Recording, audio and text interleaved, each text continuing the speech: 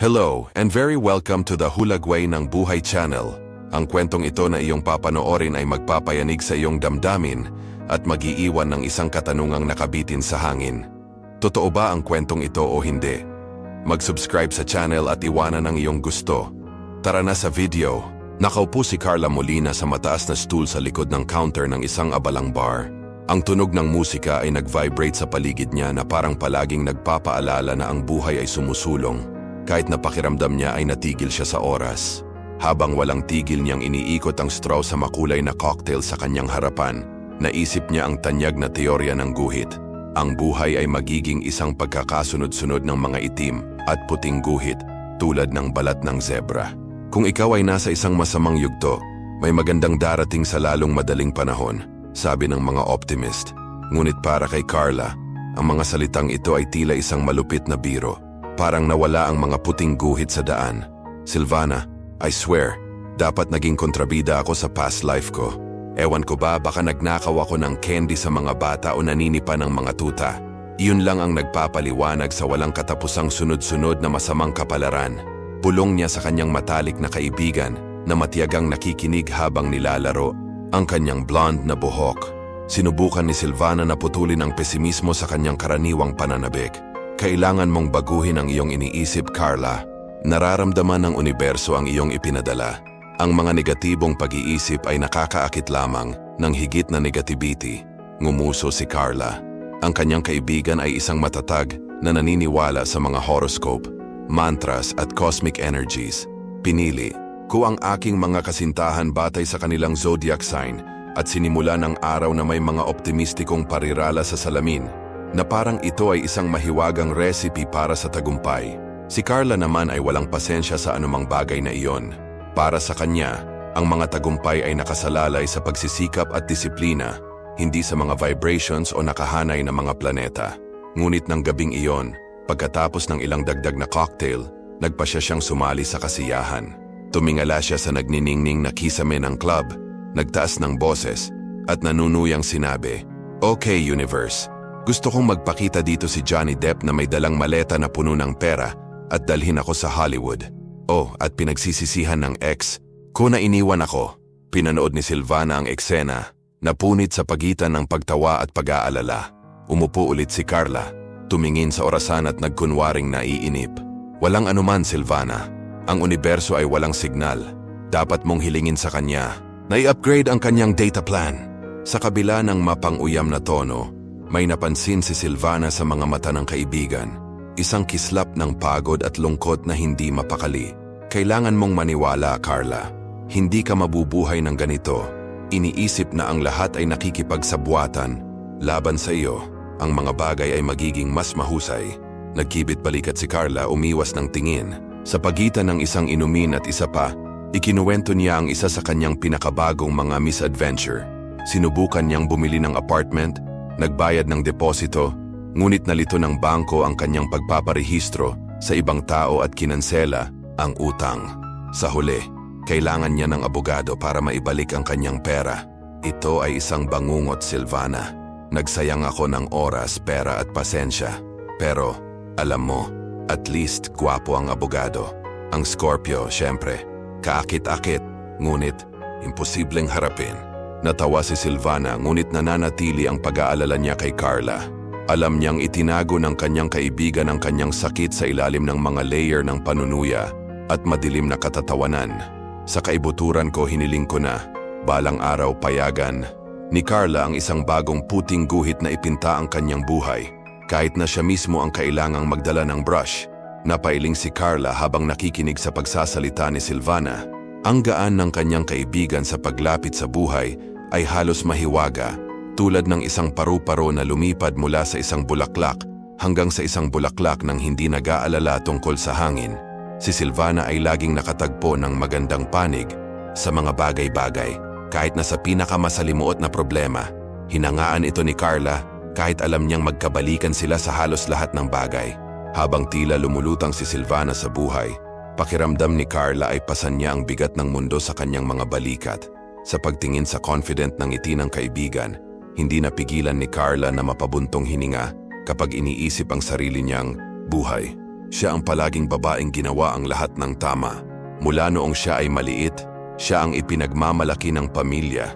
Hindi nagkakamali na mga marka, mga kampeonato sa palakasan, isang kagandahan na nakakaakit ng pansin sa paaralan at sa kapitbahayan.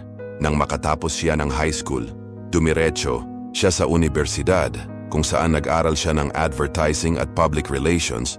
Umalis na may mga merito na ipinagmamalaki ng kanyang mga guro. Sa kolehiyo nakilala ni Carla si Pedro, ang lalaking pinakasalan niya pagkaraan ng pagtatapos. Ang hinaharap ay mukhang maliwanag, isang maligayang pag-aasawa at isang promising na trabaho. Unti-unti, bumuo siya ng karera bilang editor-in-chief sa isang image agency.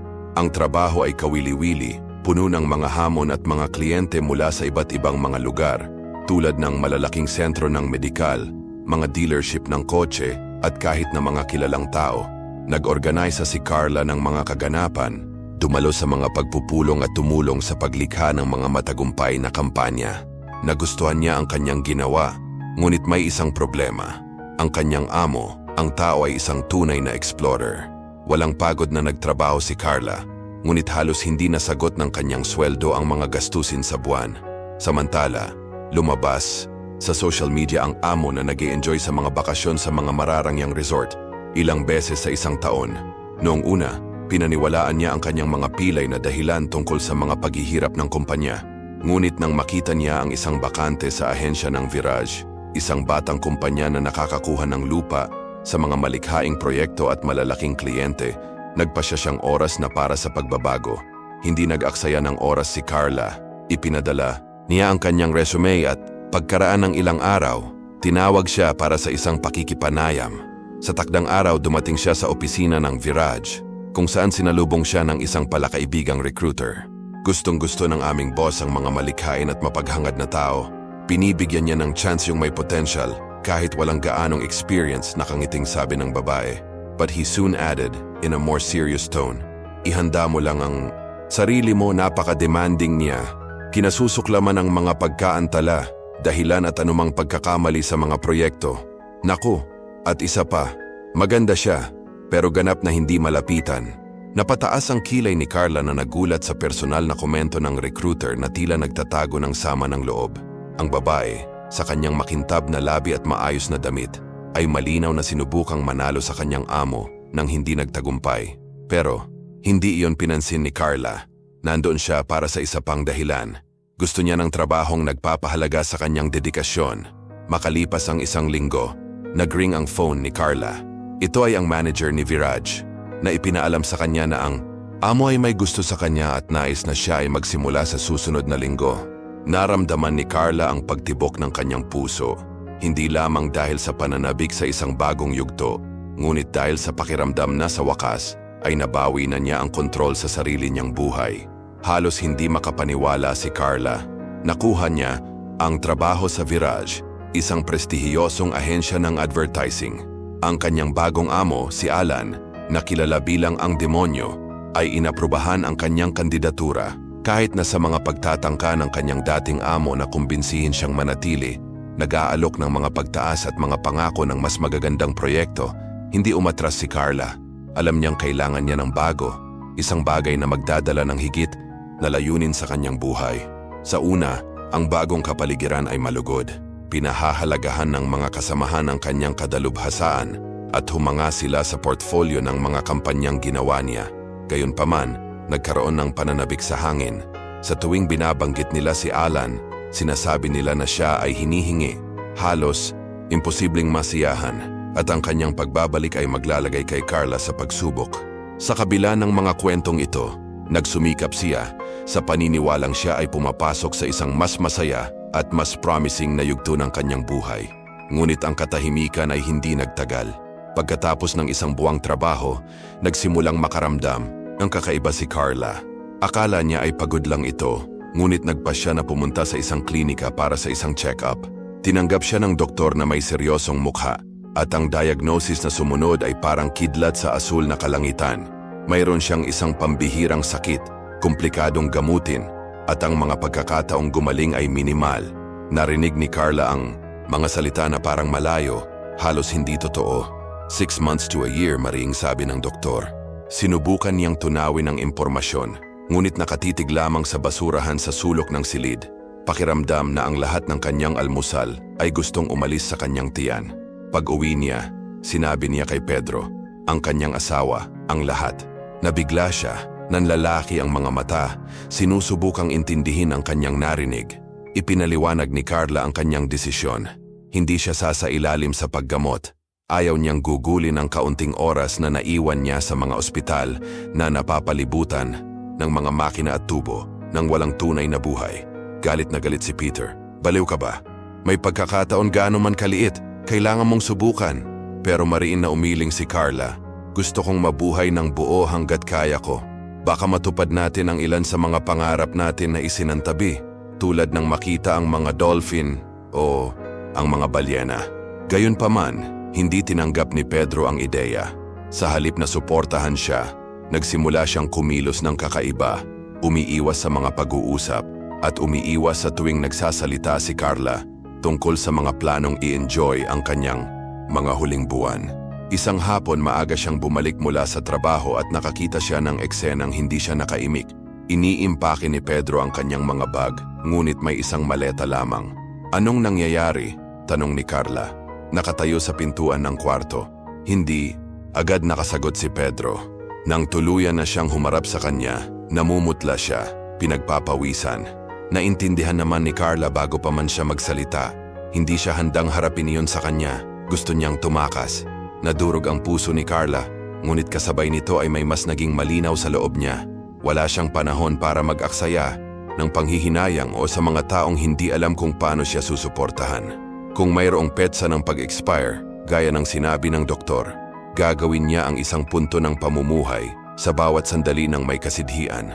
Mag-isa kung kinakailangan, ngunit nabubuhay ng buo. Nang tumingin si Pedro kay Carla, nag-alinlangan siya. Ang kanyang mga mata ay umiwas ng tingin sa kanya at ginulo niya ang kanyang blonde na buhok na may nerbyos na kilos. Pagkatapos ay sumabog siya. Kasalanan mo ito. Sa tingin mo ba ay may gustong makakita ng ibang tao na mamatay? Hindi ako maaaring maging isang nurse sa isang taong may sakit. Parang sampal ang tinamaan ng mga salita niya kay Carla. Pero hindi siya sumigaw, hindi siya umiyak.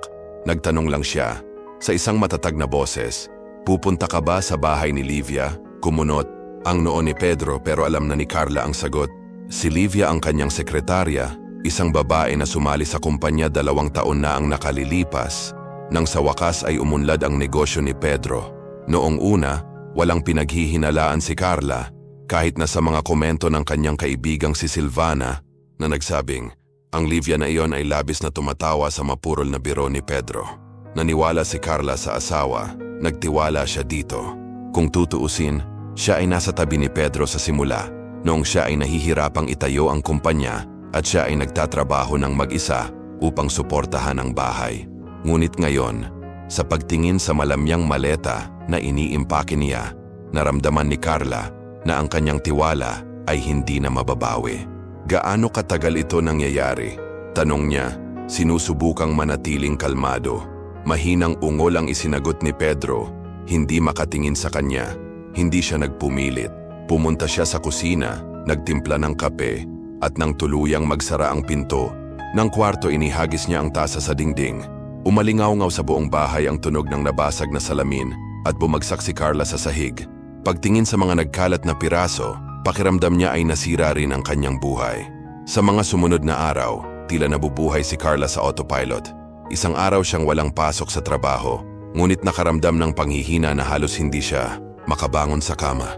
Hindi na kinaya ng kaibigan niyang si Silvana na makita siya sa ganong estado. Bumangon ka na, Carla. Labas tayo, sayaw tayo, kailangan mong mag-react. Halos kinaladkad ni Silvana si Carla palabas ng bahay. Pinilit siyang maligo, mag-makeup at magsuot ng napakagandang pulang damit. Ngayon ay maaalala mo kung ano ang pakiramdam ng tunay na mabuhay, sabi ni Silvana determinado. Makalipas ang ilang oras, nakaupo si Carla sa bar ng isang sikat na nightclub, na distracted na hinahalo ang kanyang cocktail glass. Halos hindi niya napansin ang lalaking pumasok, pero si Silvana, Carla, tingnan mo yung lalaking yan.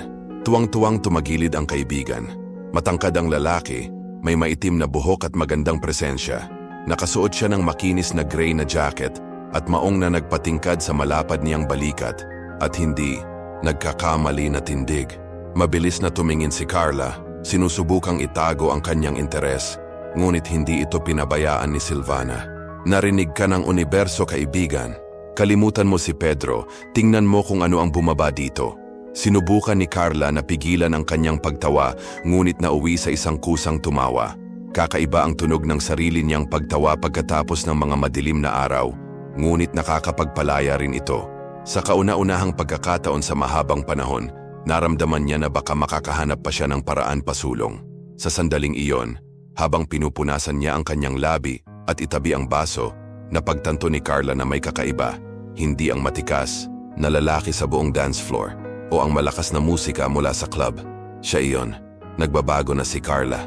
Siguro, maaari niyang simulan ang pagpulot ng mga piraso ng kanyang buhay, isa-isa. Nakakatuwa kung paano nakuha ng kakaibang sandali ang atensyon ng estranghero. Bahagya siyang nagtaas ng kilay at nagpakawala ng halos hindi mahahalatang ngiti nang mapansin niyang nagmamadaling naglakad palayo ang morena habang patuloy na nakikipag-usap sa kaibigan. Sinubukan ni Carla na mag-concentrate sa mga sinasabi ni Silvana, ngunit hindi mapigilan ang magnet ng lalaking iyon. Ayaw man ay bumalik ang mga mata nito sa kanya na parang may humihila sa kanya. Hanggang sa wakas, hindi na siya nakatiis at tumingin muli. This time, nagtama ang kanilang mga mata. Napatingin sa kanya ang lalaki gamit ang kulay abo nitong mga mata at ngiting tila naglalaro sa kanyang kuryosidad. Sinubukan itong itago ni Carla, ngunit nag-init ang kanyang mukha at nakaramdam siya ng hiya. Bago pa siya makapag-react, si Silvana, excited gaya ng dati, ay bumulong na halos sumigaw. Nakatingin siya sa'yo. Carla, ngayon na! Go talk to him! Napabuntong hininga si Carla, pinaikot ang mga mata. Kung babanggitin mo ulit ang universe, I swear I'll give up on you and become a hermit. Tumawa lang si Silvana. Makinig, hindi ba sinabi ng mga doktor na mas dapat mong i-enjoy ang buhay? Patuloy ni Silvana, na ngayon ay may mapanuksong tono na siya lang ang nakakaalam kung paano gamitin. Naranasan mo na bang mag-skydive? Hindi. Sumayaw ka ba hanggang madaling araw sa carnival? Hindi rin. Kaya bakit hindi mo gawin ang isang bagay na mas simple tulad ng pakikipaglandian sa kamanghamanghang lalaki na iyon? Ibinuka ni Carla ang kanyang bibig upang tumutol, ngunit pinutol siya ni Silvana. I'm not telling you to marry him.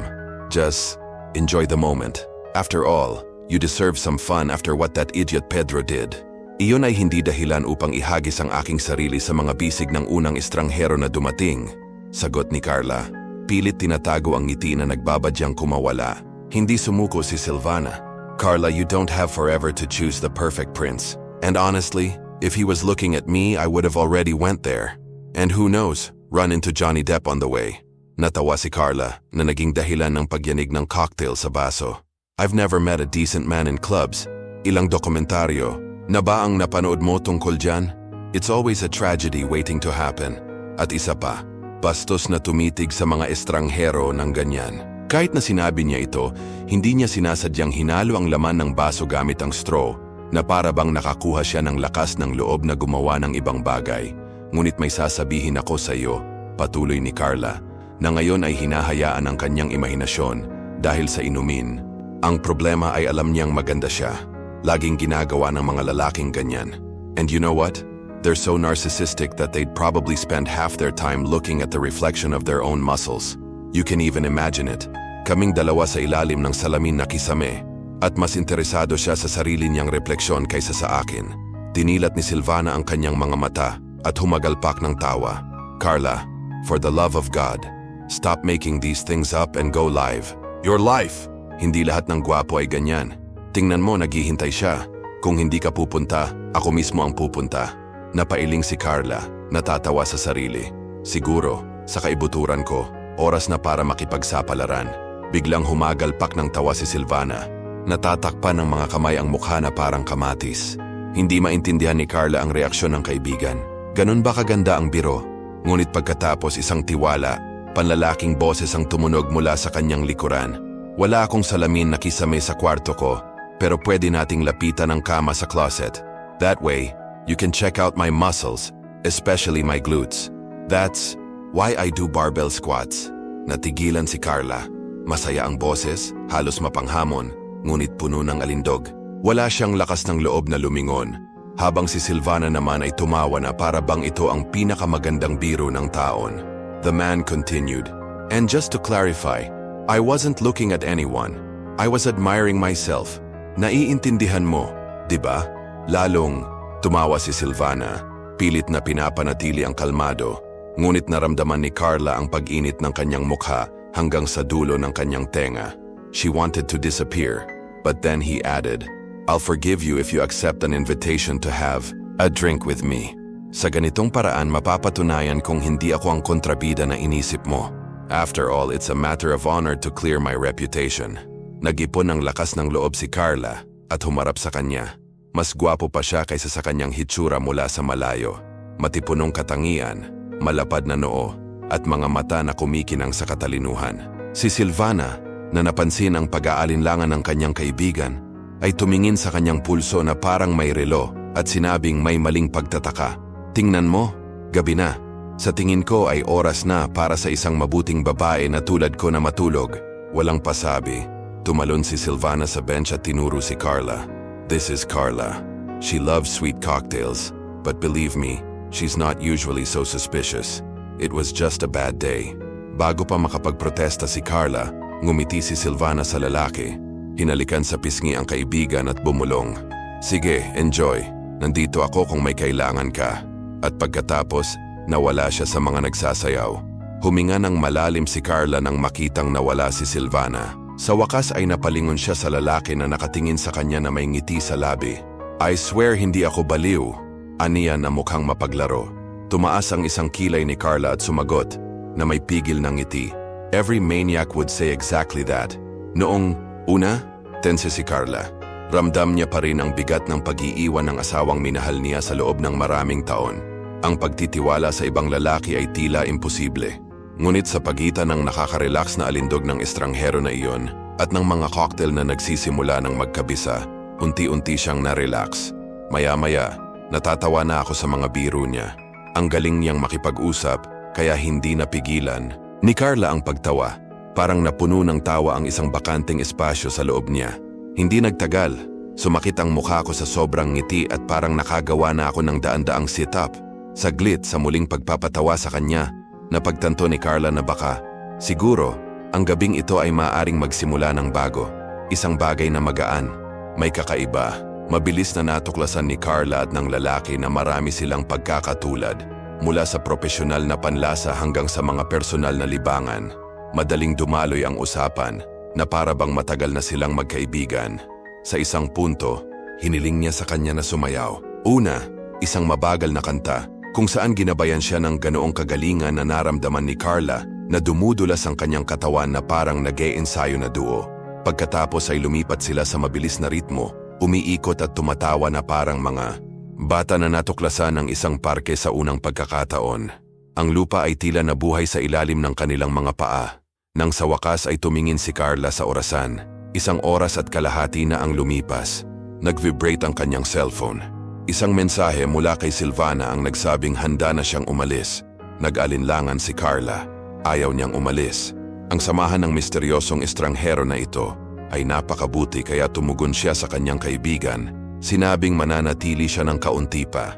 Si Silvana siyempre ay tumugon sa isang avalanche ng nakangiting mga emoji na sinundan ng mga mensahe na hindi lubos na maunawaan ni Carla. Marahil dahil sa mga cocktail na may maraming yelo na nagpalamig pa rin sa kanyang kamay. "Bakit hindi pa kayo nagkikita noon?" Biglang tanong ng lalaki na naputol ang iniisip niya. Tumawa si Carla ngunit hindi nagtagal ay napagtanto niya na hindi niya alam ang pangalan nito. "Nga pala, anong pangalan mo?" she asked. Medyo namumula. "Na Alan," sagot niya na may kasamang madaling nangiti. Pinaikot-ikot ang yelo sa baso at marahang pumikit ang baso. "At ikaw?" Saglit na nag-alinlangan si Carla. Natatawa sa sarili dahil ngayon lang siya nagtanong ng kung ano-ano.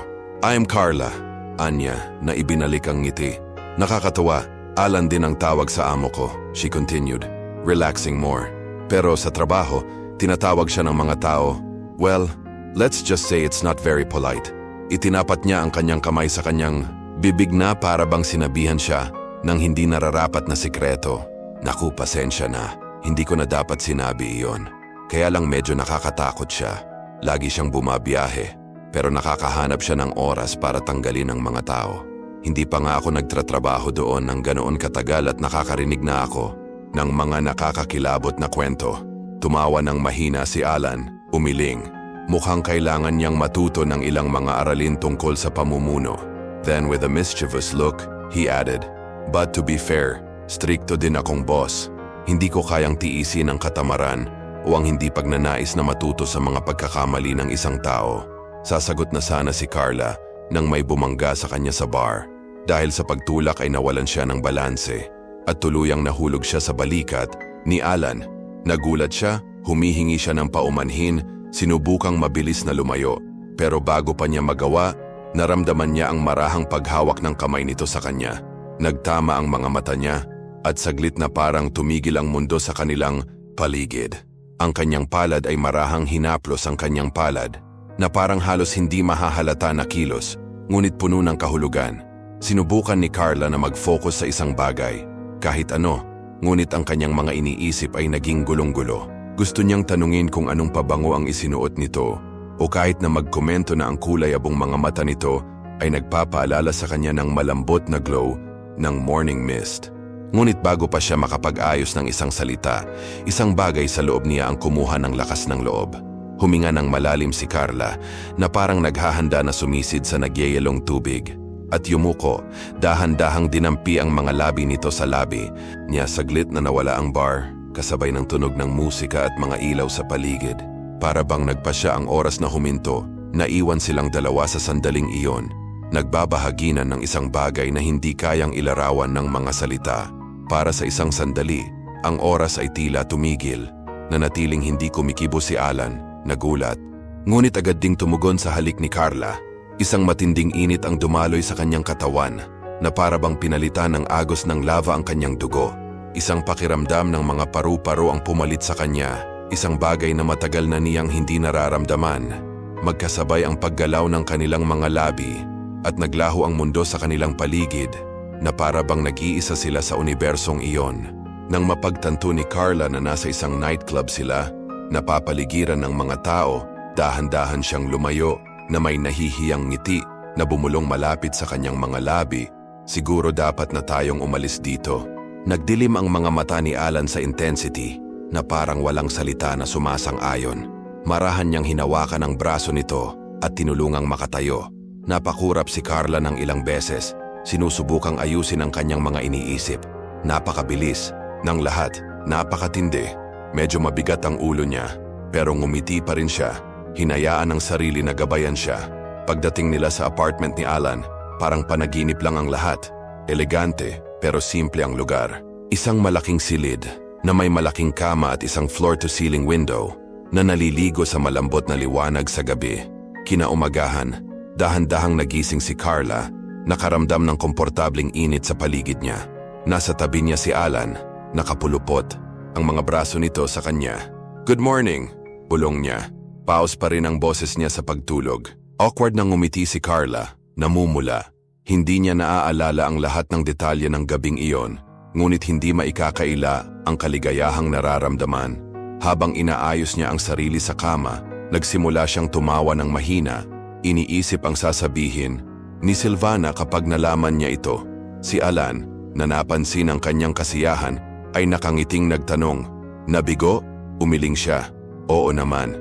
Ngunit bago siya makapagpatuloy, itinuro niya ang malaking bintana ng silid at, sa mapaglarong tono, ay nagkomento, "Siguro hinahangaan mo lang ang tanawin o ang mga seagull." Tumawa si Carla at binigyan siya ng mahina. Maliwanag na sumisikat ang araw sa labas at napabuntong hininga si Carla nang malaman niyang kailangan na niyang lumabas. "I have to go." Anya tumayo at naghanap ng damit niya. Si Alan, nakasandal sa kama, ay pinagmamasdan siya ng may nakakatuwang ngiti. "Pero linggo na," pangaasar niya. "Nakagawa ka ba ng dahilan para lumayo sa akin?" Nakangiting sagot ni Carla habang nagpaliwanag, "May importante akong project. Babalik ang boss ko bukas and you have no idea how demanding he is." "Ah, ang masamang amo?" Natatawang biro ni Alan. Napag-usapan niyo na siya kagabi. Parang pinapakain niya ang luha ng mga empleyado. Natawa si Carla, pero napangiti siya nang maalala ang takot na dulot ng amo niya sa opisina. Napabuntong hininga siya. Sinusubukang ayusin ang kanyang buhok gamit ang kanyang mga daliri. Sana hindi ko na siya hinarap. Bumangon si Alan mula sa kamasakakisigan ng isang mandaragit. Dahan-dahang lumapit. Sinabi mo ang pangalan niya kahapon, komento niya. Alan Suarez, tama ba? Huminto si Carla sa gitna ng kwarto. Namumutla ang mukha. Kilala mo ba siya? Halos malagutan ang hininga ang tanong niya. Nag-alinlangan siya bago sumagot. Ngunit ang ngiti sa kanyang labi ay naglaho na mas alam niya kaysa sa sinasabi niya.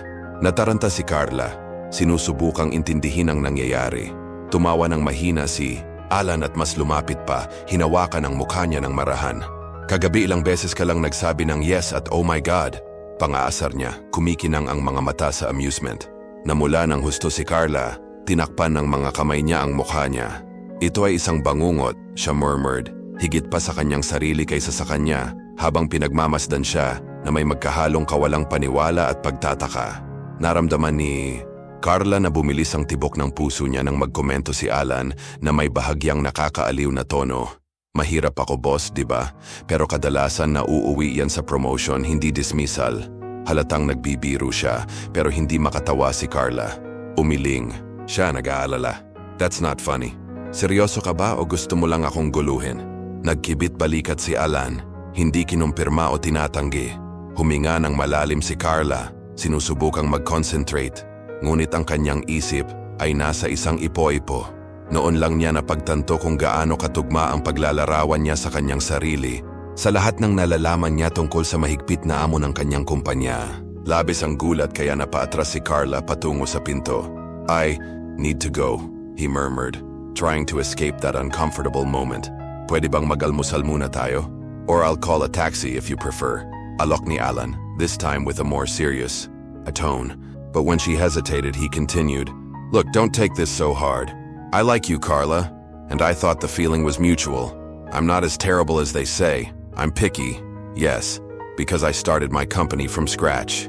This job is my life, and it's frustrating when people don't take that seriously.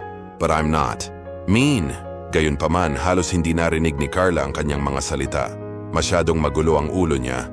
Paanong hindi ko napansin kanina? Si Alan ay hindi lamang isang masayang flirt. Siya ang lalaking responsable sa pagsusuri sa kanyang trabaho, ang amo na kinatatakutan ng lahat. Nang hindi sumagot, nagmamadali siyang tumalikod, tumakbo pababa ng hagdan. Nakita ang damit malapit sa banister at nagbihis pa rin. Nakayapak at hawak ang kanyang sapatos sa kanyang kamay. Umalis siya sa gusali na nag-aapoy ang kanyang mukha. Ang natitirang bahagi ng linggo ay malabo ng mga iniisip. Sinubukan ni Carla na i-distract ang sarili. Ngunit hindi niya mapigilang maalala ang nangyari at ang mga sinabi ni Alan. Alam niya na siya ay naging masyadong matapat, na marahil ay inilantad niya ang kanyang sarili nang higit pa sa nararapat. Pagdating ng Lunes, nagpasya si Carla kung ano ang gagawin. Ibibigay niya ang kanyang resignation letter. Pumasok siya sa opisina na nakayuko, nanginginig ang mga kamay habang hawak ang sobre. Bakit ka ba kinakabahan? Tanong ni Olegario, isang katrabaho. Hindi sumagot si Carla. Huminga lang siya ng malalim. Naglakad papunta sa pintuan ng amo at mahinang kumatok. Come in, sabi ng hindi mapag-aalinlangan ng boses ni Alan. Nakaupo siya sa mesa, pinaliliwanagan ng liwanag ng umaga na nagmumula sa bintana. Pagpasok ni Carla, tumingala si Alan, pero nanatiling seryoso ang ekspresyon. Inilapag niya ang sobre sa mesa. This is my resignation letter. I can't continue working here, she said in a shaking voice. Kinuha ni Alan ang papel. Binasa ito ng mabilis at kumunot ang noo. Are you kidding, Carla? This is ridiculous. Tanggalin mo na o ako na mismo ang gagawa. Nanlaki ang mata ni Carla. I can't work with you, sagot niya. Naramdaman niyang uminit ang mukha. Sumandal si Alan, nakakross, arms sa mesa. Bukod sa nagkita tayo sa labas ng opisina, ano pa ba ang nagpapabigat sa'yo? Be honest. Alam ni Carla na hindi na niya ito maitatago. Sa isang buntong hininga, sinimulan niyang ipaliwanag ang lahat. Ang kamakailang pagsusuri, ang kahirapan sa pagtanggap ng sitwasyon at ang pagnanais na makaranas ng kakaiba kahit na sandali lamang. Sinabi niya kung paano niya sinubukang kalimutan ang kanyang mga problema sa loob ng isang gabi. nang hindi iniisip na ang lahat ay magiging komplikado. I just wanted a moment to breathe, to feel alive. And honestly, I got it. Ngayon lang ako, dinala dito, sa harap mo. Isang taong hindi ko dapat nakilala ng ganito.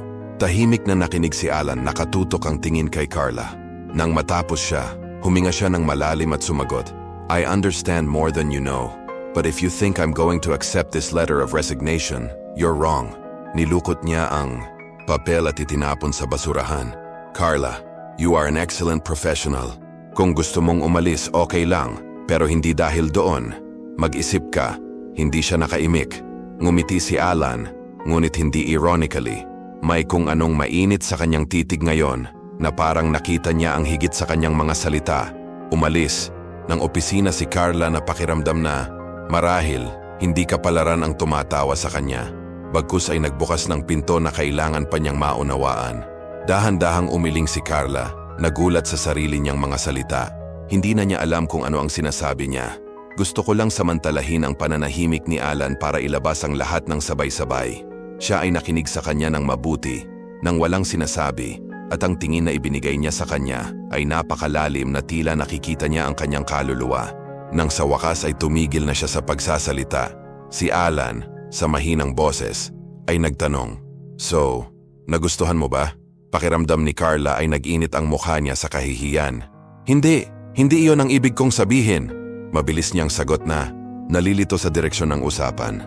"Sinabi ko lang sa'yo na may sakit ako, na hiwalay na ako, at ang naiisip mo lang ay iyon? Kailangan mong maging narcissist?" Ngumuso si Alan na may haplos ng kabalintunaan. "Narinig ko ang lahat, Carla. Pero ang natitira ay ang babaeng sa unang tingin na gawa akong ipanalo kahit na ang lahat ay magulo." Kinilig si Carla sa sinabi niya. Pinaghalong hiya at discomfort ang bumalot sa kanya na para bang may nabasa itong mga iniisip na ayaw niyang aminin. Nakatingin sa kanya si Alan, ngunit umiwas siya ng tingin. Nakatutok sa isang punto sa silid. Samantala dinala siya ng kanyang isip sa ibang panahon, sa ibang lugar. Naalala niya ang asawa na isang araw ay nangako na mamahalin siya. At sa kapasimpleng lumayo, iniwan ang kanyang pakiramdam na disposable. Ito ay kakaiba. Bakit si Alan, isang ganap na estranghero hanggang sa nakalipas na ilang araw, ay nagdulot ng pagkalito sa kanyang ulo at puso? Sinubukan niyang kumalma, ngunit parang may marka ang bawat salita nito.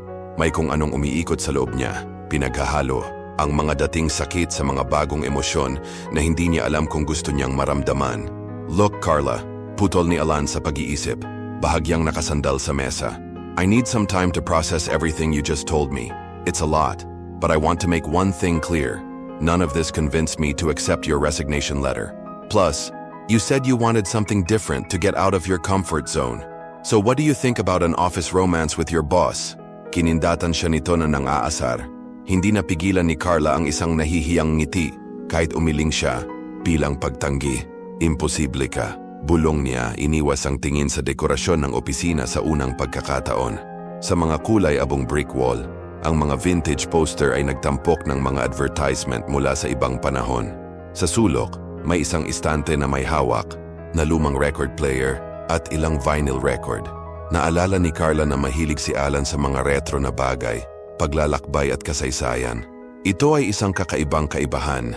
Isang taong napakamoderno sa kanyang saloobin bilang isang boss, ngunit may nostalgic na puso na nakadikit sa nakaraan. Sa unang pagkakataon, naisip niyang hindi magiging ganoon kahirap ang pag-unawa sa kanya at, sa parehong oras, ang ideyang ito ay nagpalungkot sa kanya. Alam niyang wala siyang puwang sa kanyang buhay para sa mga happy ending o mga bagong kwento ng pag-ibig. Si Carla ay nakikitungo sa kanyang sariling labanan at nangangarap ng isang bagay na tila hindi maabot. Isang sentimos para sa iyong mga iniisip. Binasag ni Alan ang katahimikan. Gamit ang isang matandang kasabihan sa Britanya, tumingin siya sa kanya, seryoso, at sumagot, "I don't want to start anything, Alan. That night, I thought it would just be a fling, something to distract me. Like in the movies, a little revenge against my ex." Nagtaas ng kilay si Alan, sarcasm na sumasayaw sa kanyang mga tingin. So naging instrumento lang ako ng paghihigante? Hindi yan ang ibig kong sabihin. Sagot ni Carla na nakagat ang labi. Ngunit bahagyang ngumiti siya at, sa kanyang pagtataka sinabi niya, "So how about we do it differently? If a romance doesn't work and an adventure has already happened, I can offer something else. Friendship. What do you think? Umalingaw-ngaw sa hangin ang kanyang mga salita at napansin ni Carla ang isang bagay na nakapagpangiti sa kanya kahit na ito ay isang maliit at nag-aalangan ng ngiti. Inaabot ni Alan sa paraang hindi niya inaasahan. Siguro ito ay isang simula. Hindi para sa isang bagay na hindi niya maipangako, ngunit para sa isang bagay na kailangan niya. Isang pagkakataong huminga. Kinagat ni Carla ang kanyang labi, nag-iisip, at pagkatapos na may bahagyang insecure na ekspresyon, umiling siya. Sana may kaibigan akong katulad mo. Aniya na parang sinusubukang kumbinsihin ang sarili. Ngumiti si Alan at ipinalakpak ang kanyang mga kamay na para bang nakagawa siya ng isang mahusay na pagtuklas. Desidido na, simula ngayon best friends na tayo. Huminto ito at tumingin sa kanya ng may pilyong ngiti. Nako, at huwag mong sasabihin kay Silvana ang tungkol diyan, okay? Nagsimulang tumawa si Carla, natutuwa sa sitwasyon. Siyempre hinding-hindi, susuko si Silvana sa pagiging matalik na kaibigan. Mapupungay ang mata niya. Marahan nang umiti si Alan na para bang tinitipid niya ang ngiti para lang sa kanya. Napansin niya na siya ay nagiging mas magaan, mas kalmado, at iyon ang naging dahilan upang bahagyang tumalon ng kaligayahan ang kanyang tiyan. Being your friend, huh? That's going to be a challenge, naisip niya. Sinubukan niyang itago, pero ang saya-saya niya. Well, since magkaibigan na tayo, ano sa tingin mo sa pagsisimula ng project para sa clothing brand na si Mr. Molina? At ano sa tingin mo kung sasamahan mo ako sa paborito kong coffee shop one of these days? Don't tell me na hindi mo tatanggapin. Wika ni Alan na may pabirong tono at kasabay nito ay puno ng curiosity. Nahihiyang ngumiti si Carla at umiling na parang bigay sa saya. Ay tama, para akong lalabas kasama ang aking masamang amo. Patawang tugon niya, tumayo mula sa kanyang upuan. Si Alan, na may mas seryosong ngiti ngayon, ay tumingin sa kanya at nagbiro. Kung magsalita ka tungkol sa akin ng ganyan, puputulin ko ang iyong karagdagang bonus. Aniya na may tono ng kunwaring pagbabanta, ngunit kumikinang ang kanyang mga mata sa saya. Lumabas ng opisina si Carla na nakangiti ng malapad, para siyang bata na naghihintay ng Pasko sa matamis at masayang pag-asam. Pambihirang sensasyon iyon na matagal na niyang hindi naramdaman. Naisip niya kung gaano kalaki ang nawala sa kanya nitong mga nakaraang taon sa lahat ng paghihirap at pagbabagong nangyari sa kanyang buhay. Hindi na naging masaya ang relasyon nila ni Pedro, ang dating asawa. Ito ay naging isang nakagawiang walang pag-ibig, nang walang mga sorpresa. Parang nawala ang lahat sa sandaling umalis siya. Ang natitira ay isang pakiramdam na nakulong, para akong lumubog sa kumunoy. Hindi alam kung paano lalabas. Pero ngayon, may kakaiba. Parang nagiinit na naman ang isang bagay sa loob niya, tulad ng mga bulaklak na namumukadkad sa taglamig, bumabagsak sa yelo at nagsimulang mabuhay. Nadama niya, sa kauna-unahang pagkakataon sa mahabang panahon, maasahin sa mabuti, na parang maaaring maging maayos ang mga bagay. Hindi bababa sa sandaling iyon. Ang alam niya lang, sa paglabas niya ng opisina, unti-unting nawala ang ngiti sa mukha ni Alan. Umupo siya roon, tinitingnan ang mga papel na naiwan niya, ngunit nasa ibang lugar ang isip niya. Hindi ito tungkol sa trabaho o sa pressure ng pang-araw-araw na buhay. Ang bumabagabag sa kanyang isipan ay ang mga alaala ng nakaraang gabi. Binuksan ni Carla ang puso niya sa paraang hindi niya inaasahan. Sinabi niya sa kanya na may nanginginig na boses at lumuluha na mga mata tungkol sa ginawa ng kanyang asawa, tungkol sa kanyang mga takot at sa mga pangarap na naglalaho tulad ng mga alon na humahampas sa buhangin. Nagsalita siya tungkol sa mga diagnosis ng mga doktor, tungkol sa takot na mabuhay sa gamot magpakailanman, ngunit tungkol din sa kung paano niya gustong mabuhay ng buo hanggang sa huling segundo. At nagkaroon pa. Sinabi niya sa kanya ang tungkol sa mga pangarap niya mula noong siya ay bata pa, sumakay sa isang cruise, nakakakita ng mga balyena, dolphin, ang open sea. Naalala ni Alan ang librong binanggit niya, ang nobelang Jojo Moyes tungkol sa pakikipagsapalaran at hindi natutupad na mga hangarin. Napagtanto niya na marami pa siyang dapat mabuhay, napakaraming dapat matuklasan. At dahil doon ay gumawa siya ng isang mahirap na desisyon. Ayaw niyang pakawalan siya. Ngunit kasabay nito, alam niya na ang pagtulong sa kanya na makamit ang kanyang mga pangarap ay isang malaking hamon. Marahil ang pinakamalaki sa lahat, nakaramdam ng kilig si Carla na may nahihiyang ngiti na para bang may gagawin siyang mahalagang hakbang. Ngunit hindi niya alam kung ano ang susunod na landas. Hindi niya alam kung ano ang hinaharap para sa kanya, ngunit nakaramdam siya ng bagong enerhiya sa kanyang puso. Isang bagay sa loob niya ang nagsabi sa kanya na, sa unang pagkakataon, mas malapit na siyang matupad ang kanyang mga pangarap. Si Alan ay nawalan ng isang napaka-espesyal sa kanyang buhay, ang kanyang kasintahan na hindi kailanman nagkaroon ng pagkakataon na maging kanyang asawa. Nangyari ang aksidente 3 taon na ang nakalilipas, ngunit hanggang ngayon, hindi niya maiwasang isipin ang tungkol sa kanya. Upang subukang kalimutan ang sakit, itinapon niya ang kanyang sarili sa trabaho, inaalagaan ang lahat ng buong sigasig na sa wakas ay nakita siyang isang mahirap na boss na harapin. Wala siyang pakialam na tumingin sa ibang babae dahil tila walang ibang tao na kasing halaga ng kanyang alaala. Matapos mawala ang kanyang dakilang pag-ibig, nagkaroon lamang siya ng mabilis at walang kabuluhang mga relasyon hanggang sa nakilala niya si Carla, isang dalaga na kahit broken-hearted ay iba ang hatid. Siya ay nakakatawa, taos-puso at may kagandahang tila imposibleng baliwalain. Pumasok si Carla sa buhay ni Alan sa paraang hindi niya inaasahan. Hindi lang niya naantig ang puso nito, ngunit pinaramdam sa kanya ang isang bagay na matagal na niyang hindi naramdaman. Nang lapitan siya nito sa club, gamit ang kanyang maselan na mga daliri at ang kanyang kaakit-akit na ngiti, naramdaman ni Alan na parang may parte sa kanya na kanina pa natutulog ay nagsisimula ng magising.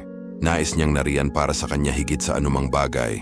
Pakiramdam ko ay naghihintay ako para sa pagpupulong na ito, na para bang ginawa ng tadhana ang mga bagay sa tamang paraan. Ayaw ni Alan na hayaan siyang umalis ng ganoon kadali sa buhay niya. Pakiramdam niya ay gusto niyang tulungan itong magkaroon ng magandang buhay na lagi niyang pinapangarap, kahit na ito ay isang bagay na hindi niya inakala noon. Dumungaw ang lalaki sa bintana ng kanyang opisina at pinagmasdan ang kulay abong kalangitan. Nakita niya ang mga ulap na parang cotton candy at iba pa na hugis liebre. Tahimik ang araw, ngunit sa loob nito hindi mapakali si Alan. Alam niyang gusto niyang tulungan si Carla, pero at the same time, hindi niya alam kung paano iyon gagawin. Nag-isip siya sandali. Pagkatapos ay kinuha ang kanyang telepono at tinawagan si Marta. Hi Marta, I'm looking for information about cruises. Saan ka nakakakita ng mga balyena? Tanong niya na may bahagyang ngiti. Ngunit habang nakikipag-usap, siya, nasa isip niya si Carla, at naisip niya kung paanong puno ng hamon ang buhay nito. Ngunit pati na rin ang mga posibilidad. Alam niyang kailangan niyang gumawa ng isang bagay upang matulungan itong mahanap ang kanyang paraan. Samantala, nasa cruise si Carla nakatingin sa abot tanaw. Kulay abo ang langit, halos katulad ng mga mata ni Alan, at ang tubig sa karagatan ay tila umabot sa kawalang hanggan. Hindi niya akalain na ang kanyang buhay ay magbabago ng husto mula nang hindi inaasahang pumasok si Alan sa kanya. Naging tunay silang magkaibigan, pinag-uusapan ang lahat, nanunood ng sine, naghahapunan ng magkasama at kahit nagbibiyahe. Si Alan ay naging isang taong mapagkakatiwalaan niya at isang bagay sa kanyang puso ang nagsimulang magbago. Napagtanto niya na tuwing gabi ay natutulog siya sa pag-iisip tungkol sa kanya at nagising na siya ang nasa isip niya. At pagkatapos ng isang buwan, nang bigyan siya ni Alan ng mga tiket para sa cruise, hindi siya nakaimik. Gulat na gulat si Carla, hindi alam kung ano ang iisipin. Nakakabaliw na iwanan ang lahat at maglakbay patungo sa hindi kilalang destinasyon. Ngunit kasabay nito, may kung ano sa loob niya na tila ito ay isang kakaibang pagkakataon. Si Silvana, ang kanyang kaibigan, ay matatag sa pagsasabing, Carla, kung hindi ka pupunta, pagsisisihan mo ito ng tuluyan. Tingnan mo ang tingin sa iyo ni Alan. Huwag kang magpakatanga. Si Carla, nag-aalangan, sinubukang lumaban, ngunit alam niyang tama si Silvana. Hindi niya palalampasin ang pagkakataong ito, at kung may pagdududa pa siya, mabilis itong mawawala kapag tiningnan niya ang ngiti ni Alan.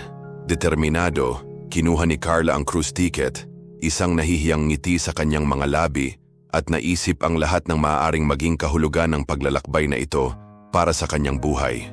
Marahil ito ang simula ng isang bagay na kahanga-hanga, isang bagay na hindi niya akalaing posible. Ngayon, isa lang ang kailangan niyang gawin. Itapon ang sarili sa pakikipagsapalaran, magtiwala sa kanyang damdamin at maniwala na, marahil kapag Nasa tabi niya si Alan, makikita niya ang tunay na kaligayahan na hinahanap niya. Napangiti siya. Alam na malapit na siyang magsimula sa isang paglalakbay na magpapabago sa kanyang buhay magpakailanman. Ang araw ay nagsimulang lumubog at kasama nito, naramdaman ni Carla na isang bagong yugto ang magsisimula. Ito ay isang bagong kabanata, puno ng mga posibilidad at pag-asa. Hindi nagtagal, naging malinaw sa dalawa na hindi gumagana ang pagtatangkang maging magkaibigan lang. Hindi pa nga sila nakakatapak sa deck ng barko at tuluyan na silang nasangkot sa isang romansa.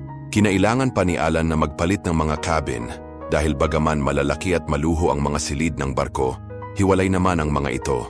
At iyon, syempre, ay hindi masyadong nagpasaya sa kanilang dalawa. Gusto nilang magkasama sa iisang cabin, magbahagi ng iisang espasyo, iisang kama, o hindi man lang magkahiwalay kahit isang segundo. Ang paglalakbay ay hindi kapani-paniwala, ngunit ang pinakagusto nila ay mabuhay ng magkasama ang mahiwagang sandaling ito. Tuwing umaga, nagigising si Carla sa mga bisig ni Alan. Biro niya, kailangan niyang kurutin para masiguradong gising na talaga siya. Palaging tumutugon si Alan sa kanyang mga kahilingan ng may ngiti, bahagyang kinurot ang kanyang binti o maging ang kanyang paa. Palaging malumanay, hindi naman masakit pero sobrang kiniliti, at iyon ang nagpatawa kay Carla na iniwan ang kapaligiran na mas magaan at puno ng kaligayahan. Ang mga kiliti syempre, biglang naging halik at biglang naramdaman ni Carla na lumulutang siya para siyang nasa ulap sa isang napakagandang araw habang ang barkong Flame of the Ocean ay naglayag sa hilaga ng Coronation Island. May isang nakakagulat na nangyari. Nagsimulang maghiyawan ang mga balyena. Isang malaking kaguluhan ang sumakop sa kubyerta at maging ang mga zoologist ay nagmamadaling pumunta sa gilid ng barko. Sinusubukang masulyapan ang mga higanteng nilalang na umuusbong mula sa dagat. Habang papalapit ang barko, ang tunog ng mga balyena ay nagiging mas malakas at mas kahanga-hanga na humahalo sa tubig na tumalsik kung saan-saan. Ito ay isang napakagandang tanawin. Nasilaw ang mga tao sa paligid, sinusubukang makuha ang sandali gamit ang kanilang mga kamera. Pero si Carla ay natulala ng todo. Hindi niya kinuha ang phone niya sa bulsa. Sa halip, tumayo siya, parang estatwa, hindi makahinga. Halos natatakot na mawala ang hindi kapani-paniwalang sandaling ito. Sobrang lakas ng tibok ng puso niya, na parang lalabas na sa dibdib niya. Inilagay niya ang kanyang mga kamay sa kanyang dibdib. Sinusubukang kontrolin ang kanyang emosyon. Lubos na namangha sa tanawing nasa harapan niya. Sa tabi niya, tuwang-tuwa ang isang kulay abo na zoologist, kaya na-fogged ang kanyang salamin. Dali-dali niyang hinubad ang mga iyon, nilinisan ng tissue at ibinalik, hangang-hanga pa rin. This is unbelievable. Bulong niya na hindi maitago ang pagtataka. Curious na tumingin si Alan sa lalaki. Hindi kami pumunta dito para makita ang mga balyena. Nagkataon lang yon, sabi ng zoologist na nakatingin pa rin sa dagat. Narito ang mga balyena dahil ang tubig ay mayaman sa krill na napakalaking swerte. Ang isang tanawin na tulad nito ay hindi pa nangyari mula noong ika-20 siglo. Napakaraming mga balyena na magkakasamang ganoon. Isang himala iyon. Si Alan ay patuloy na tumingin sa mga balyena, nagulat, at muli ang lalaki ay inulit na may damdamin. Wala kang ideya kung gaano kami kaswerte. Ngumiti si Alan, ngunit hindi nagtagal, ay nabaling ang tingin kay Carla. Habang ginagawa niya iyon ay nagsimulang maglaho ang kanyang ngiti. Napagtanto niya na may bahagyang panginginig na umiiyak si Carla. Noong una, hindi niya napansin, ngunit maya-maya ay nakita niyang tumutulo na ang mga luha. Sinusubukan niyang hawakan ang mga ito. Sinusubukan na huwag mawala ang kagandahan ng sandali. Ngunit masyadong malakas ang emosyon at hindi niya mapigilan. Naantig siya, hindi lamang sa kadakilaan ng mga balyena, kundi pati na rin sa pagmamahal na lumalago sa loob niya. Sa lahat ng nararanasan niya kasama si Alan, hindi niya alam na ang sandaling iyon, kasama ang mga balyena na tumatalon sa paligid ng barko, ay isang bagay na hindi niya malilimutan. Ngunit ang talagang nakaantig sa kanya ay ang pakiramdam na, marahil, ang kanyang buhay sa wakas ay nagsisimula ng isulat sa isang mas magandang paraan kaysa sa naisip niya. Hey, nandito ka, okay ka lang? Tanong ni Alan na puno ng pag-aalala. Ang boses, si Carla, na pinupunasan ang kanyang mga luha gamit ang kanyang mga daliri, ay ngumiti at sumagot, Oo, sa sobrang saya niya ay hindi na niya napigilan ang kanyang emosyon. Hindi ko maipaliwanag ang nararamdaman ko. Parang umiikot ang ulo ko sa sobrang pagmamahal at kaligayahan. Tumingin siya kay Alan. Kumikinang ang mga mata niya sa tuwa. Lumapit si Alan. Inakbayan siya at, na may matinding pagmamahal, ipinatong ang mukha sa tuktok ng ulo niya. Hindi pa niya naramdaman ang pagiging kumpleto, na para bang sa wakas ay natagpuan na niya ang taong nakalaan para sa kanya. Si Carla, na nanginginig sa emosyon, ay bumulong. Salamat, salamat, Alan. Tumingin siya sa kanya ng may labis na pagmamahal at lambing, at sinabi halos hindi nag-iisip, "Alam mo bang mahal kita, tama?" Ang mga salitang iyon ay parang isang pagsabog kay Alan. Wala pa siyang narinig na ganoon kalakas na nagmumula sa kanya, at naramdaman niyang may nabasag sa loob niya. Isang bigat na naroon, at ngayon ay nawala. Tiningnan niya si Carla ng matamis, at sinsero na tingin at sumagot ng, "Huwag mong sabihin na emosyonal lang kami. I love you too, Carla. Mahal na mahal kita." Nang gabing iyon, nang nasa mga silid sila ng barko, nahiga si Alan. Ang bilis pa rin ng tibok ng kanyang puso. Pinilit niyang matulog, ngunit hindi niya magawa. Ang kanyang isip ay abala. Iniisip ang tungkol sa mga balyena, tungkol sa pag-amin ni Carla. Paulit-ulit niya ang lahat sa kanyang isipan, sinusubukang unawain. Alam niyang hindi simple ang nararamdaman niya para dito. Ito ay hindi lamang isang atraksyon. Ito ay isang bagay na malalim.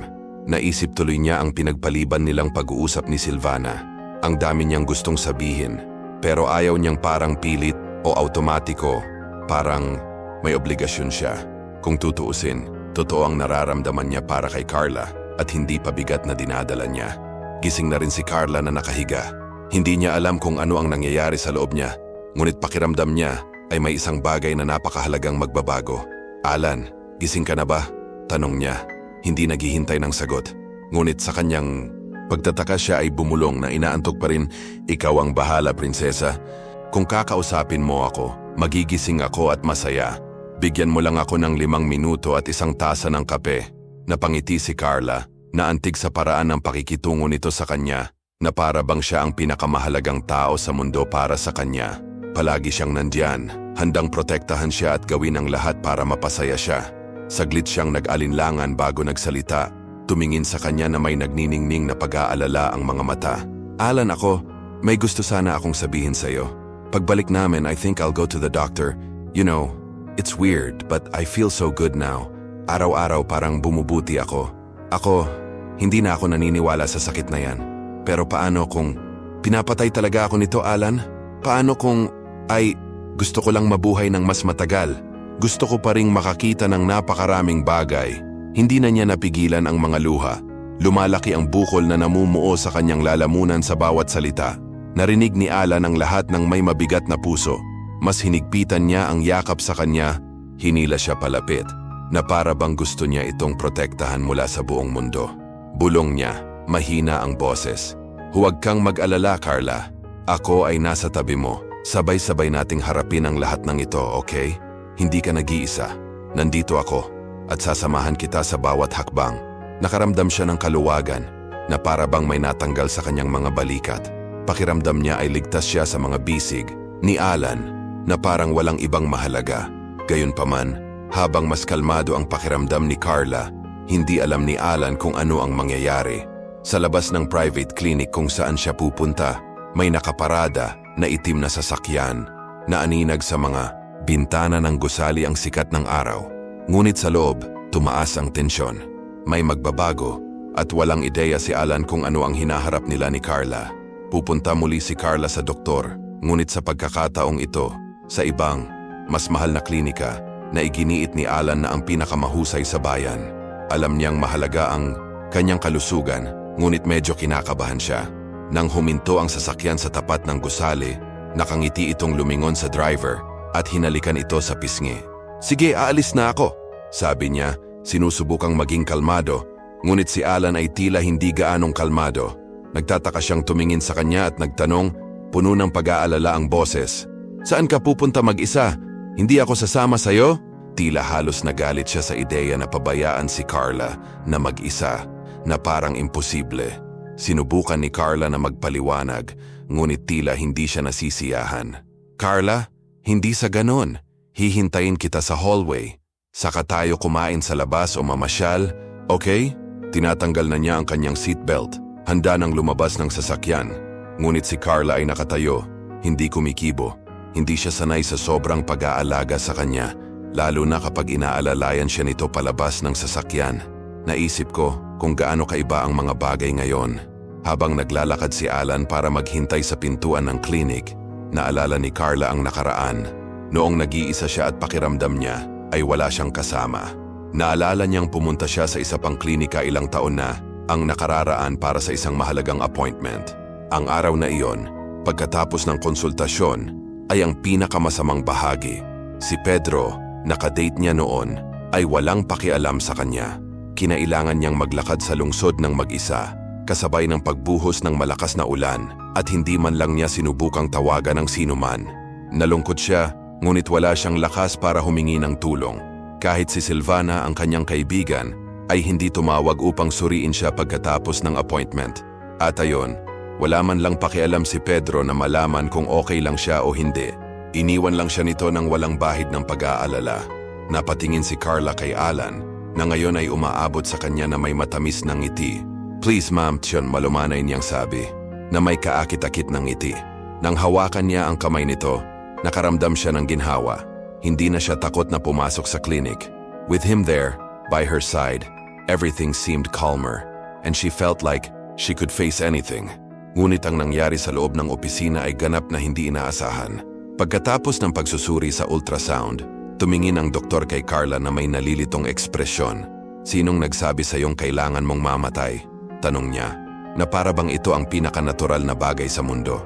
Nagulat si Carla sa tanong, at hindi alam ang isasagot. Nagbibiro ba siya? O ito ay isang kakaibang biro mula sa mga doktor?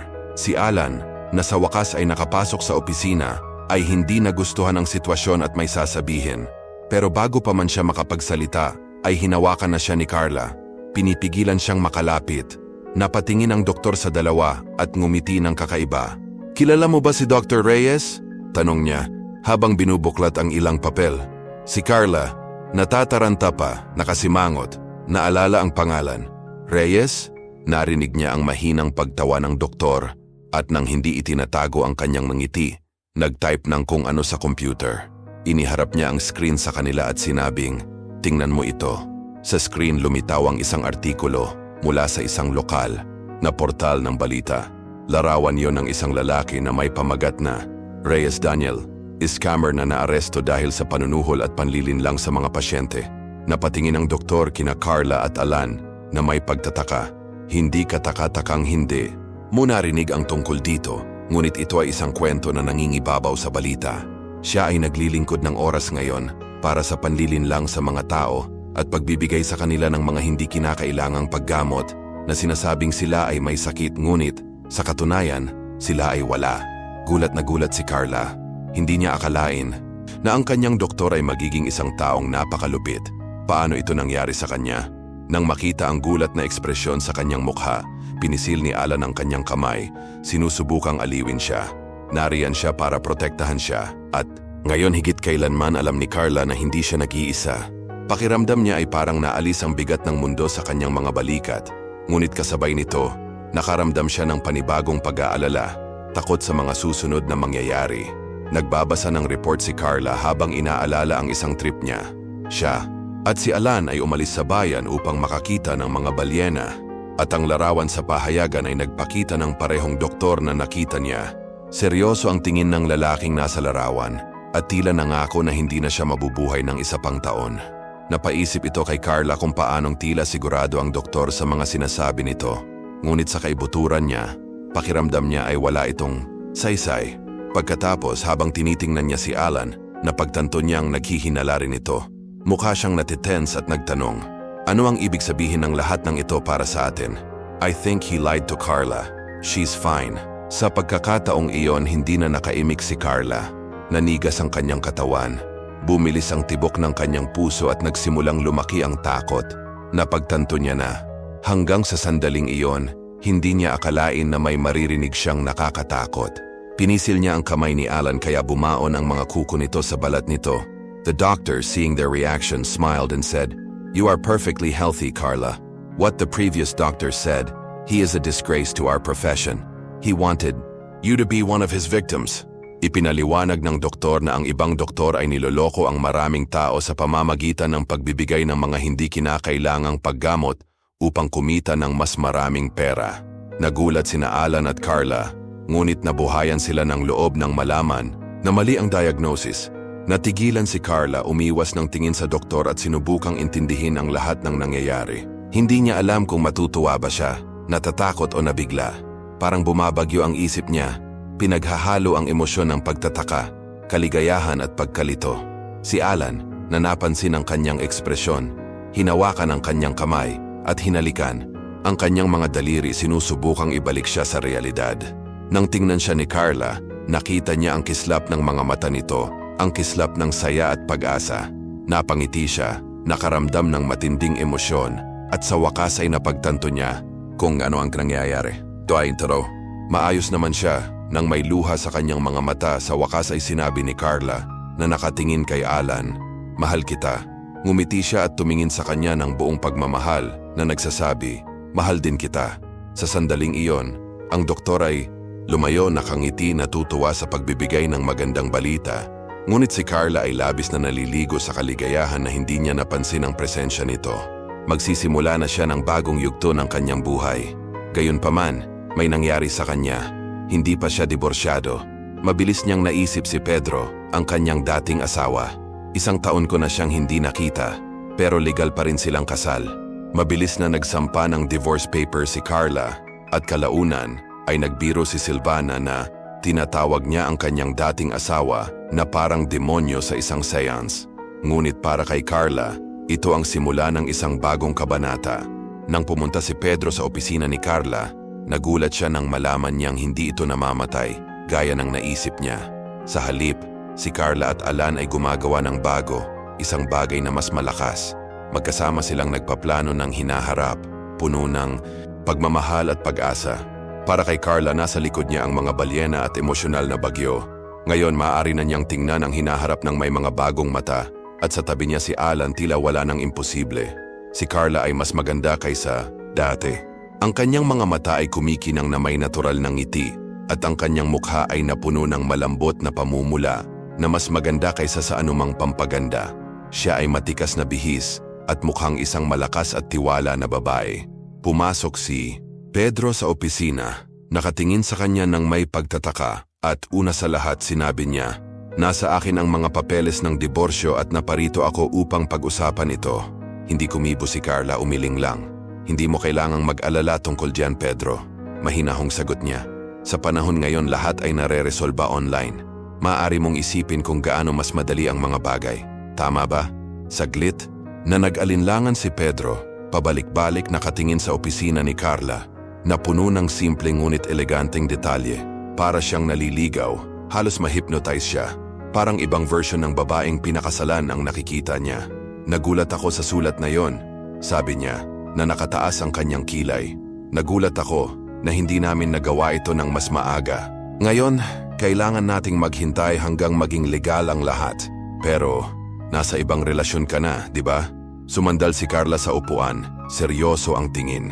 Wala na siyang pakialam kay Pedro at kahit nandoon ito, wala siyang nararamdamang anumang emosyon para rito. Tumingin siya sa kanya at napagtanto niya na sa mahabang panahon, hindi niya napansin ang mga kapintasan nito, na para bang naging bulag siya sa mga problemang umiiral sa relasyon. Si Pedro naman ay halatang pagod na pagod. Bumagsak ang mga balikat na para bang ang pressure ng mundo ay nasa kanya. Kinuha niya ang isang figurine na binili ni Carla sa isang cruise at, nang walang sabi-sabi, ibinalik iyon sa dati nitong pwesto. Noon ay sa wakas ay umamin siya. Hindi maganda ang nangyayari kay Livia. Nagsimulang humarap sa mga problema ang negosyo ko, at iyon ang dahilan kung bakit ako narito. Naiisip ko na isang laang apartment. Nang marinig ito, nakaramdam ng pagkahilo si Carla. Naiintindihan niya kung ano ang ibig sabihin nito, ngunit hindi siya naniniwala sa kanyang narinig. "Ibig mong sabihin hinihintay mo akong mamatay para mapasa iyo na ang apartment?" Tanong ni Carla na puno ng hindi makapaniwala ang boses. Nahiya si Pedro sa una, ngunit hindi nagtagal ay nakabawi, na parang sinusubukan niyang panatilihin ang postura ng isang malakas na tao. Hindi Hindi yon. I need you to tell me about your plans, Carla. Pag-iiba niya ng usapan. Si Carla, na curious, ay sumandal at ipinatong ang kanyang baba sa kanyang mga kamay na para bang nakikinig siya sa isang malayong kwento. Iniisip mo bang ibenta ang apartment at mag-invest sa iyong negosyo o titira ka ba dito kasama ng iyong sekretarya na talagang girlfriend mo? This is all not funny, Pedro, she replied, her voice firm. Si Pedro, na ngayon ay halatang inis, ay nagtaas ng boses. Wala kang ideya sa pinagdadaanan ko. Namuhunan ako sa maling negosyo. Nakinig sa isang tanga at ngayon ay nasa bundok na ako ng utang. Kung hindi ako magbabayad, baka kasuhan pa nila ako. At si Livia ay tumakas kasama ang ibang lalaki. Ang lahat ay nagkakawatak-watak. Tiningnan niya ito ng may desperasyon sa mga mata. Umaasang magkakaroon si Carla ng isang uri ng habag, pero hindi siya natinag. Pakiramdam niya ay nakuha na ni Alan ang lahat ng puwang sa kanyang puso at si Pedro ay isang malayong alaala lamang. Wala na siyang nararamdaman para sa kanya, kahit lungkot o panghihinayang. Hindi, ang natitira na lang ay isang simpleng tungkulin na lutasin ang sitwasyon na para bang ito ay isang formalidad lamang. Napabuntong hininga si Carla at kalmado gaya ng dati sinabi, "Okay, fine. Hinihiling ko lang na huwag mong ipagpaliban ang pagpirma ng divorce papers. Matagal na itong nangyayari. Matatanggap mo ang kalahati ng mga ari-arian na nakuha namin sa panahon ng kasal. Oh, at tungkol sa mga utang, ayokong makisali sa kanila. Manatili sa iyong kumpanya, isaalang-alang, ito ng isang kilos ng mabuting kalooban sa aking bahagi." Malamig ngunit matatag ang boses niya na para bang may kausap na hindi na bahagi ng buhay niya. Habang si Pedro ay nanatiling tahimik, sinusubukang iproseso ang mga sinabi ni Carla. Tumayo siya, inayos ang kanyang damit. Alam niya na ang lahat ng kanyang binuo hanggang sa puntong iyon ay hindi matitinag ng isa pang pagkabigo. Handa nang magpatuloy si Carla na may mas magaan na puso at ang katiyakan na, sa wakas, ang kalayaan ay kanya na. Kalmado lang si Carla, pero parang naputol ang boses niya. Ang apartment na ito ay hindi isang bagay na binili ng magkasama, Pedro. Ito ay regalo sa akin ng aking mga magulang, kaya huwag umasa dito. Oras na para ayusin mo ang sarili mong mga problema. Malamig ang tingin nito sa kanya, na para bang wala na siyang pasensya. Si Pedro, nagulat, ay sumandal at nagtanong, "Seryoso ka ba, Carla? Sabihin mo sa akin, bakit kailangan mo ang apartment? Na ito? Wala kang iba kundi ako, see? Sobrang close tayo." Tiningnan niya ang mukha nito na kinakabahan, sinusubukang intindihin ang nangyayari. "Gusto mo balikan kita, ganun ba? Kaya kitang buhatin sa aking mga bisig. Alam mo," gayunpaman, hindi interesadong makinig si Carla. Umikot ang kanyang tiyan nang marinig ang mga sinabi ni Pedro at mas naging seryoso ang kanyang tingin. "Sa kasamaang palad, mayroon akong masamang balita para sa iyo," sabi niya. Napinutol siya. "Hindi ko alam kung hanggang kailan ako mabubuhay. Maaaring 1 taon, 10, o kahit 100. At ikaw, Pedro, may karapatan ka ba dito?" Nataranta si Pedro. Hindi niya maintindihan ang nais niyang sabihin. Napabuntong hininga si Carla na para bang napag-usapan na niya ito noon, ngunit ayaw na niyang balikan ang kwento. "Yung doktor na gumamot sa akin, well, mahabang kwento iyon, pero hindi na sulit na ikwento muli," sabi niya, na may tono na nagpapaliwanag na ayaw na niyang makipagtalo pa. Si Pedro, na sinusubukang pasayahin ang sarili, ay nagtanong, "Pero kung gayon malulutas natin ang lahat, di ba? Ikaw at ako tulad ng dati, lagi kang nakagawa ng paraan." Napailing si Carla na may mapait na ngiti. "Hindi, Pedro, imposible iyon. Nangako na ako sa sarili ko na hindi na ako tututol." Lalong naligaw si Pedro at habang nakasandal siya sa kanyang upuan nagtanong siya, "Ano ang ibig mong sabihin diyan?" Walang sabi-sabing ibinaling ni Carla ang isang picture frame sa kanya. Sa salamin ay isang makintab na larawan ni Alan at Carla na magkasama, nakangiti sa deck ng isang cruise ship. Ang dagat sa likuran ay nagmistulang isang kulay pilak na salamin at maging ang mga balyena ay makikitang tumatalon sa malayong tubig. Si Pedro, na hindi alam kung ano ang iisipin, ay tumingin sa larawan at nagtanong, "Saan kinuha ang larawang ito? At sino si Alan? Hindi ba iyon ang pangalan ng bago mong amo?" Napangiti si Carla at umiling, na para bang natuwa siya na may naalala itong sinabi sa kanya. "Oo, Alan Suarez. At hindi ko siya nakilala sa trabaho. Pero mahabang kwento, Iyon na hindi mo na kailangan pang malaman, she replied, her voice firm. Namula ang mukha ni Pedro sa galit, parang kamatis na hinog. May relasyon ka ba sa boss mo? Hindi siya makapaniwala sa kanyang narinig. Walang pakialam si Carla. Ang tinutukoy mo ba ay ang lalaking iniwan ako para sa kanyang sekretarya?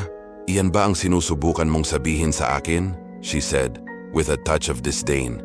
Nagsinungaling ka sa akin sa buong panahon na nagsasabing may sakit ka, na wala kang 1 taon na natitira upang mabuhay. At ngayon ito, itinaas niya ang kanyang mga braso na parang naglalabas ng bigat. Paumanhin kung binigo kita, Pedro. Hindi ko sinasadya. Napailing na lang si Pedro. Nakatutok ang mga mata niya sa litrato, sinusubukang intindihin ang lahat ng nangyayari. Parang iba si Carla, mas malakas, mas confident. Hindi niya alam kung paano magre-react. Nagpatuloy si Carla na walang pakialam sa kanyang emosyon. Pumunta ka sa trabaho ko, sinusubukan akong kumbinsihin ako sa mga walang laman na pag-uusap. Ngunit ang diborsyo ay mangyayari. Kung gusto mo ng iskandalo, grabe, tara na. Ngunit hindi ako sigurado na makakayanan mo ang isa pang laban sa treasury. Isinasaalang-alang ang lahat ng mga problema na mayroon ka sa apartment. At ayaw ko nang manirahan doon. Ngunit hindi mo naiintindihan. Peter, hindi ako charity case. Galit na galit si Peter. Sumandal siya. Nakahampas ang mga kamay sa mesa. Nabaluktot ang mukha sa galit. Ngayon sa tingin mo mas magaling ka sa akin, hindi ba? Nagiging mayabang kagaya niya? Si Carla, nang hindi nawawala ang katinuan, ay tumingin ng diretso sa kanya at sinabi sa isang boses na hindi natinag, Pedro, wala ka ng kapangyarihan sa akin at nagawa ko na ang mga desisyon ko. Alam niyang wala nang babalikan ngayon. Determinado siyang sumulong, mayroon man siya o wala, at walang makakapigil sa kanya. Dahan-dahang bumangon si Carla mula sa kanyang upuan at tiningnan si Pedro ng matatag at determinadong tingin. One time, lagi akong may lakas sa loob ko, pero hindi tulad mo. Hindi ko ginamit ang lakas na yon para saktan ang sino mang nasa tabi ko. Ipinaglaban ko tayo. Lagi akong nasa tabi mo. At ikaw, tinalikuran mo ako sa sandaling kailangan ko ito. Tumakbo ka at yumakap sa kahit na sino nang hindi nag-iisip ng kahit ano. Ngayon, pagkatapos ng lahat ng nagawa mo, may karapatan ka sa akin na para bang may tama ka sa akin. Si Pedro, nagulat at malalim na nasugatan, ay naparalisa na para bang natamaan. Pulang-pula ang mukha niya sa galit at kahihiyan at para siyang prutas na sasabog na. Walang ibang salita, mabilis siyang tumalikod, sinusubukang makaalis doon. Ngunit sa sandaling iyon ay bumukas ang pinto. Si Alan Suarez, ang amo ni Carla, ay pumasok sa opisina. Nakasuot siya ng matikas na suit at nang makita ang sitwasyon, tumingin muna siya kay Pedro, pagkatapos ay kay Carla, at agad na nakilala ang lalaki. Si Pedro, nanginginig pa rin sa galit, ay sinubukang itago ang kanyang galit, ngunit hindi niya naitago ang hinamak na kanyang nararamdaman. Naawa ako sa kanya, mahinahong sabi ni Alan, nang hindi tumitingin ng diretso kay Pedro. He came to sign the divorce papers. I'm not shaking his hand for personal reasons, paliwanag niya. Si Pedro, na galit, ay tumingin kay Alan at sarkastikong sinabi, Congratulations to you both. Tell me, Alan, what's it like flirting with another man's wife? Puno ng kamandag ang boses ni Pedro, ngunit hindi nabigla si Alan. Wala akong ideya, sagot niya na matahimik pa rin. I've never had an affair with other man's wife. In fact, I'm single. In fact, parang may nagkamali dito, tapos ngayon binabayaran na nila. Natigilan si Pedro sa naging tugon ni Alan at lalo lang nadagdagan ang tensyon sa kapaligiran. Pagkatapos, ay tumingin si Alan kay Pedro at may malamig ng ngiti na sinabi, I'm trying to be polite, but I can't guarantee you will be around for long. Naramdaman ni Pedro ang pagbabanta sa mga salita ni Alan at nang walang sinabi pa, umatras, lumabas ng silid, ganap na natalo. Si Carla, na ngayon ay nasa tabi ni Alan, ay yumakap sa kanya, pakiramdam na ligtas at protektado. I'm sorry sa lahat ng ito, sabi niya, habang mataman siyang tinitigan. Hindi ko alam na hahantong sa ganito. Ngumiti si Alan at niyakap siya. No need to apologize, mahina niyang sabi. Nakakamangha ka at napakaswerte ko na nasa tabi kita. Hinalikan siya nito sa noo at mas hinigpitan pa. In fact, yung jewelry brand ang sumagot sa akin. They want to make a contract with you. They recognize your talent. You're brilliant, Carla. Napangiti si Carla. Mas masaya ang pakiramdam. Napatingin siya sa lalaking mahal niya. Alam niyang ganoon din ang nararamdaman nito para sa kanya. Sa nakalipas na taon, napagtanto niya ang isang bagay na mahalaga. Ang buhay, na tila puno ng mga hadlang at hamon, ay aktwal na nagtatakda ng yugto para sa isang bagay na mas mahusay. Ngayon, handa na siyang lumipad upang sakupin ang mundo kasama si Alan sa kanyang tabi. Alam niya na gaano man kahirap ang landas, hindi siya titigil hanggat hindi niya naabot ang ganap na kaligayahan. At sa pag-iisip na iyon, magaan at malaya ang pakiramdam ni Carla, handa na para sa susunod na pakikipagsapalaran. Ngayon, tumitingin sa hinaharap, alam niyang wala nang babalikan. Siya ang may kontrol sa sarili niyang kwento at walang makakapigil sa kanyang paglipad. Kung nagustuhan mo ang kwentong ito, mag-subscribe sa channel at mag-iwan ng like.